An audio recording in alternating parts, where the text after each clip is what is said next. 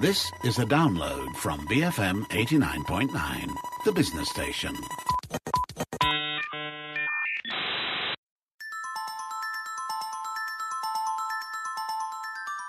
It's Fun Friday. My name is Jeff Sandhu. One of the reasons that this show exists is to demonstrate some of the many ways that technology is dramatically improving our lives. But what do you do when the technology that it's supposed to be making our lives easier seems to be serving other masters? It is a Fun Friday episode. Anyways, this sounds like another one of those Game of Thrones inspired episodes, Matt. Are we back on your master and servant theme? Hey, Jeff. Indirectly, I guess. This is another one of those episodes I've had sitting on the burner for a while. And then the brouhaha about Facebook's supposed pivot towards privacy broke cover last week. So I thought, it was pretty much time to tackle this one. And before we head into Facebook land again, do you want to give us a little bit of background on today's show? Well, as you mentioned in the intro, it's no secret to anyone that I think technology is fantastic. For the majority of humans, in the developed world at least, this is still the best time to be alive. And part of that reason, or part of the reason for that, is the technology that we have.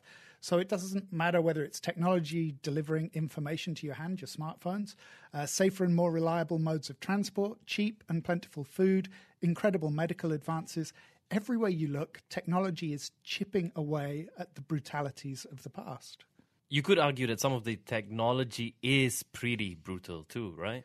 Absolutely. We have an enormous capacity for violence and destruction. And one of the first things that we do with a lot of technological developments is to weaponize them and use them for so-called defense or security purposes. It doesn't matter if it's video cameras or advances in audio and sonic technology. That's not actually what we're talking about today, but if you are interested in that part of our development, there's a great article at New Scientist called How Humans Evolved to Be Both Shockingly Violent and Super Cooperative. It's not the snappiest title that I've ever read, but the piece written by Richard Wrangham looks at the evolutionary and societal case for violence and cooperation. All right, so when do you think we've lost control of the technology? I don't know if there's even an answer to that question. You could say that we lost control of technology hundreds of years ago. Donald Trump loves to tell people how well walls have worked for millennia, and yet, they're great at keeping marauders and bandits out, but history is full of walled cities that fell to invaders. Some were more technologically advanced than the invaders, who simply encircled them and starved them out, but often it was technology that breached those walls. Siege engines, catapults, crossbows, all of the things that human ingenuity could make. I thought we weren't talking about wars and violence.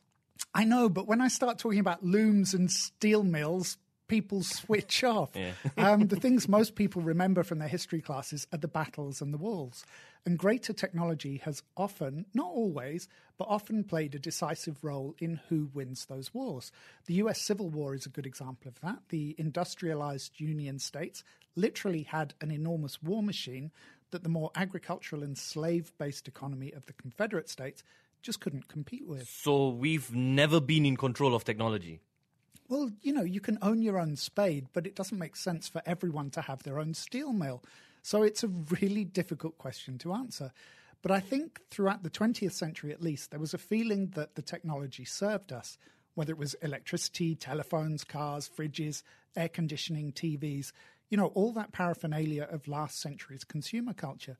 But somehow our ability to grasp that technology seems to be declining. Is that from the perspective of understanding how things work or from the actual ownership of a product? A little bit of both, I think, and they do seem to be synonymous. The more complicated the technology in our lives becomes, the less ownership we take of it, or rather, the more willing we are to allow the manufacturer or seller to retain some of those ownership rights. In what sense? Well, when I bought a new car a few years ago, it didn't come with a CD player. You still play a CD? Okay, this isn't that show, but yes, I still buy and play CDs. So the guys at the service center told me they couldn't install a CD player for me, even though I'd found a CD player that the manufacturer sells in other countries for precisely those reasons. I said, I'll import the player. they said they couldn't install it. And then they told me that if I installed it myself or had a CD player installed by a third party, it would invalidate the warranty on the entire car. So what did you do? Well, I bought a car with a CD player. But like I said, this isn't that show. It was only after that I thought how monumentally weird and arrogant that was. To buy a car that had a CD player. To be told I can't do something with my own car. That if I do something as minor and inconsequential as changing the media center, then the manufacturer won't cover me if the gearbox falls out or the ECU fails. You know, we take a lot of these things for granted, and it's not accidental.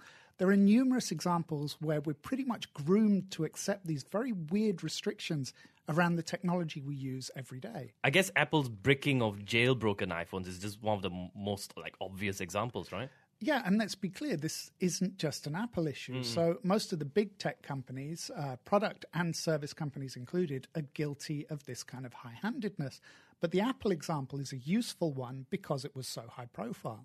Do you want to remind people who may have forgotten what the story was about, or they've never owned an iPhone and couldn't be bothered to just follow the story? Okay, I'm trying to pull it out of the dusty Rolodex of the mind where my memories are stored. But essentially, some people wanted to be able to play around with their iPhones in ways that Apple didn't approve of.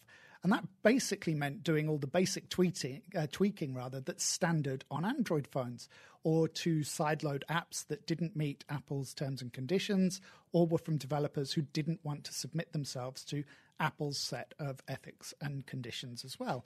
So that could range from apps that anonymized your phone and stopped it from sending data back to servers, to pirated copies of retail apps from the App Store, which people could then add free or at a much reduced cost. And what was Apple's response? Well, to issue updates that detected if the phone had been jailbroken and bricked it. And bricking is a slang term for rendering it inoperable, i.e. turning it into a sleek, glass-fronted brick, which, depending on the ethos of the day, the company might choose to unlock for you at a cost or simply leave dead. And how did the people respond? Well, people who had bought these really expensive phones they could no longer use were rightly outraged. But as for the wider public, it was pretty much, who cares? And I think that and similar occurrences at other tech companies sent a strong signal that we were prepared to let them get away with pretty much anything. It showed that most people were quite happy to go along with whatever set of conditions came along with the device. And crucially, that the people who didn't go along with those conditions didn't have a sufficiently large voice or enough influence to make people understand the fundamental weirdness of that approach. That you don't own the things you buy. Yeah, I mean, it's one thing to buy something with financing. So, you want a house or a flat, you need a mortgage. And until you finish paying, the finance company gets first dibs on any sale of that property. Or if you go into arrears, they can take it back from you. But you buy a phone from Apple or Samsung or whoever, and that company dictates how you can use the device. That's very strange. You wouldn't let your mortgage company tell you what color the walls in your flat had to be, what furniture you could use, or who you were allowed to let into the property. But that's routinely the arrangement we accept with electronic devices and tech services these days. All right, when we come back, how we're being groomed by the big tech companies in the world. BFM 89.9. Bright, formidable media. BFM 89.9, the business station. And we're back. It's Fun Friday. My name is Sandhu, together with Culture Pop's Matt Armitage. Today we're looking at some of the ways that our relationship with technology and the companies that make these programs and the control that they have with the technology are breaking down. Matt, before the break, you used that loaded term, grooming. What do you mean when you say that? Well, again, I don't want to get into that conspiracy theory territory. And I don't think it is a grand conspiracy. I think it's more a case of people jumping on the bandwagon. And of course, there are a lot of agencies and consultants sitting in the background touting these ideas as best practices to their clients. But those EULAs that we all blithely click on, the terms and conditions for apps, when you look at how they're structured, they want you to click yes without reading, partly because most of us are going to fall into a narcoleptic coma halfway through point one, but also because it's the most efficient and machine-like way of getting through the service. But we're not supposed to be machine-like. Well, that was something that we touched on in last week's episode's Data Babies, which is available on all good podcast platforms if you haven't listened to it yet. Now, there's this idea that we are deliberately remaking ourselves in the machine's image. There's a great article by John Norton at The Guardian. It's actually from November 2018. It's called Computers Have Learned to Make Us Jump Through Hoops. Again, I don't know what the problem is with these articles and titles. Anyway, he briefly goes through some of these grooming exercises, and reading it is one of those aha type, eureka type moments. Wait, for example? Well, you know those reCAPTCHA tests that ask us to prove we aren't robots? Yeah, exactly. You're laughing already. They take you to a bunch of pictures where you have to identify road signs or traffic lights. So what we're actually doing is helping to train artificial intelligence, probably Google's Waymo self-driving car, to recognize and identify the things that they're going to see as they drive around. And we're doing that work for them. For nothing. And then when I finally prove I am a real boy, that thing I just signed up for asks me for all kinds of personal information and preferences that it then uses to try and sell me stuff. So it's just a Turing test. But it's not a Turing test. So as Norton points out, it's actually an inversion of the Turing test. The Turing test is for robots to try and pass as humans. These tests are for us to prove to a robot that we're human. And that's what I mean about the relationship being very wrong. It's like when one of my speakers announces, battery low, please charge now. Is it talking about me or itself? We have companies telling us how to use their products, not allowing us to change a thing, and then making us complete a series of challenges to prove that we're human enough to be their customers. It is completely absurd. Which I imagine is what's going to bring us back to Facebook. Yeah, I mean, today's poster child for everything that's wrong with Silicon Valley, which I imagine has taken a lot of pressure off Uber. And let's face it, we hardly even notice when Twitter's Jack Dorsey posts pretty pictures of temples and ignores what many commentators have classified as ethnic cleansing or potentially genocide in the country he's visiting. Because Facebook will probably have done something tone deaf and foot shooting during that same news cycle. And what's the latest example? Well, of course, last week, Mark Zuckerberg announced that Facebook would pivot towards privacy. I think one of the examples he used was that Facebook was founded on the idea of people living globally and overlooking the simple fact that many people want to live locally. What does that mean? Who knows? If anyone does know, please feel free to tweet us your explanation. I'd like to say we have a prize for the best one, but we don't.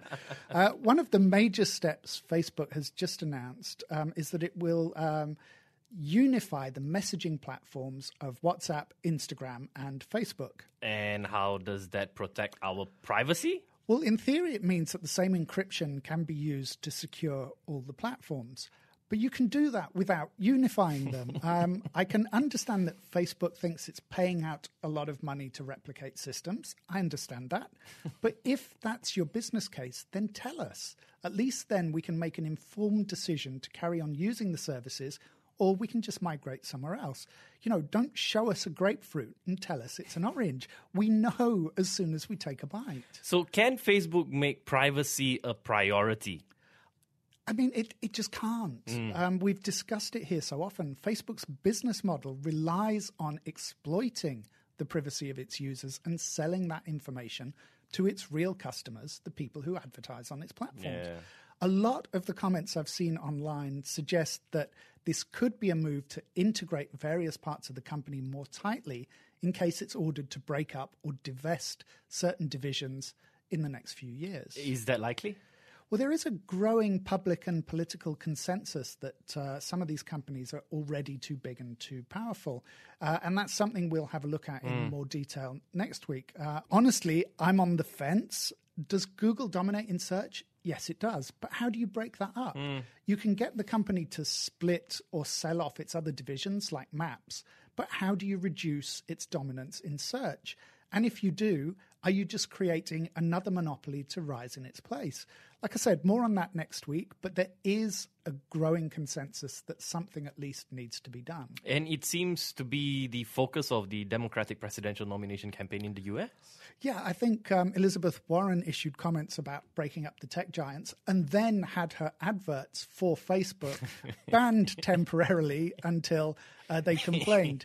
So, she's saying that these companies have too much power, and then their response is to use their power. Yeah. And that's happened to me as well. When I've tried to promote certain of these shows, if I use Facebook in the description, it gets rejected by the ad server, and I have to reword it.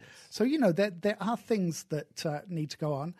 We do know that, like the European Union, for example, is looking at the possibility of antitrust cases against some of the tech companies, similar to the one that forced Microsoft to break up parts of its business in the year 2000. So a lot of people are seeing the Facebook announcement as a preemptive move. Turning Facebook, WhatsApp, and Instagram into basically a single product would make it much harder for any lawmaker anywhere in the world to order them to be broken up. And in doing so, of course, it locks users even more tightly into that Facebook-owned ecosystem. Now, we've talked about interoperability before, especially when it comes to IoT and the home control systems. Is this another area where technology is just failing us?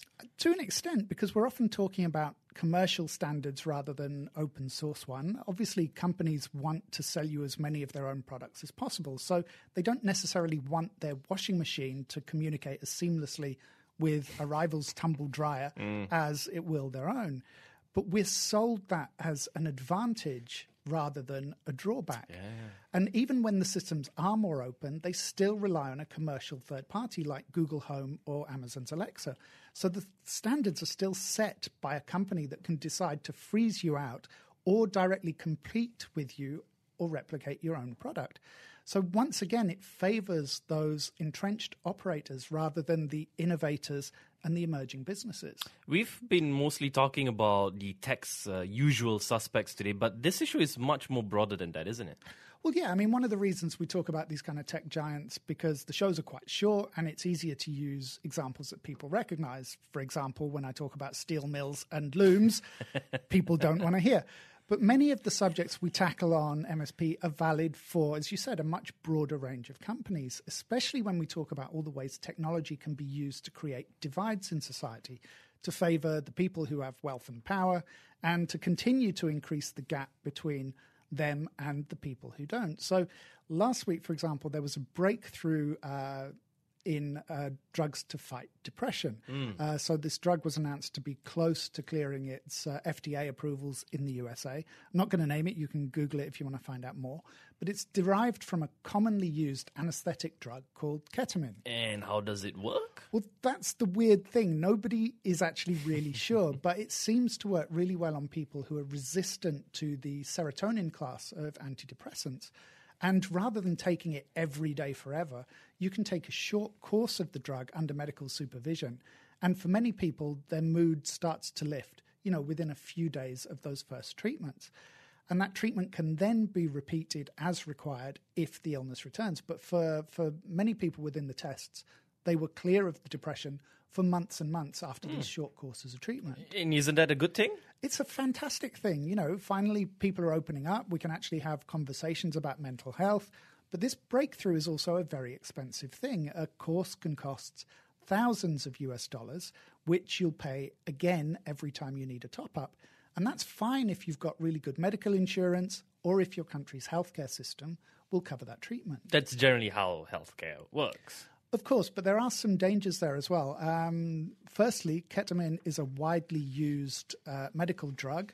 It's available in generic form, so it's actually very cheap. But because of that, few companies are willing to fund trials to have it classified as an antidepressant medication.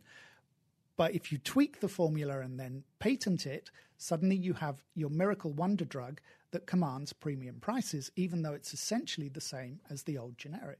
And the second danger?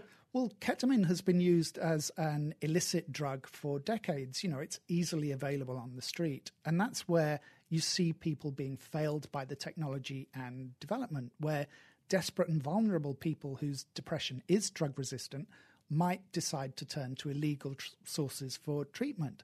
they'll be using drugs of uncertain provenance. They'll be using the drugs that don't have an exact dosage, and they're using it outside medical supervision. And that's a horrible risk to take when someone else is able to obtain pretty much the same treatment, perfectly legal, just because they have more money. Now, this week we hosted the BFM Enterprise Rocks. It's a conference from retailers and also other small business owners. You appeared on a panel about small businesses using data to boost their own businesses. And one of the topics we covered was how these small businesses use the same practices as the big tech companies without alienating their own customers. Yeah. Now, due to the conflicts of time and in the spirit of full disclosure, we're actually recording this show before BFM Rocks. So I'm actually talking about what I'm planning to say rather than what I actually said. But I know. Well, what can you do? Yeah, right? It's only Future Matt that gets to travel backwards and forwards. But it is difficult, that edge that data on your customers can give a company, that can make a really significant difference to small businesses and retailers. And I'll be honest, when clients ask me about this, it's the area where I'm most conflicted. So I usually outline the fact that some people are starting to break away from the data systems created by companies like Facebook and Amazon. They want the convenience of retailers that know something about them and their tastes without the intrusion of continuous attempts to reap their data. And it comes down to your own business ethics. Especially when it comes to systems that allow facial recognition for customers and monitor their behavior in store. I'd advise businesses to be upfront with their customers. Let them know that you're using these systems. Give them an opt-out and make your data retention policies very, very clear. One of the reasons we get so frustrated with the big tech companies is because they aren't upfront about their intentions. They don't answer straight questions, and worse, they still refuse to come clean when we can see straight through them. So I would say be as honest as you can. Don't pass off actions you're taking to improve your business as things you're doing to improve the life of your customers. Treat them with respect. Give them great prices, give them great service, and give them a reason to come back and shop with you again. So hopefully in the future we will stop working for the machines, but we might end up just working for Culture Pop though. We might do. And also at BFM Rocks, I might just say, take all the data from everyone. And use it for your own good. Matt Armitage there. And we'll be right back with Geek Squawks after this. You can find out all the transcripts and information about today's show on Culture Pop's website. It's Culture Pop with a K. It's also on Spotify like Matt Armitage just mentioned. We'll be right back with Geek Squawks after this. BFM 89.9. Thank you for listening to this podcast. To find more great interviews, go to bfm.my or find us on iTunes. BFM 89.9, the business station.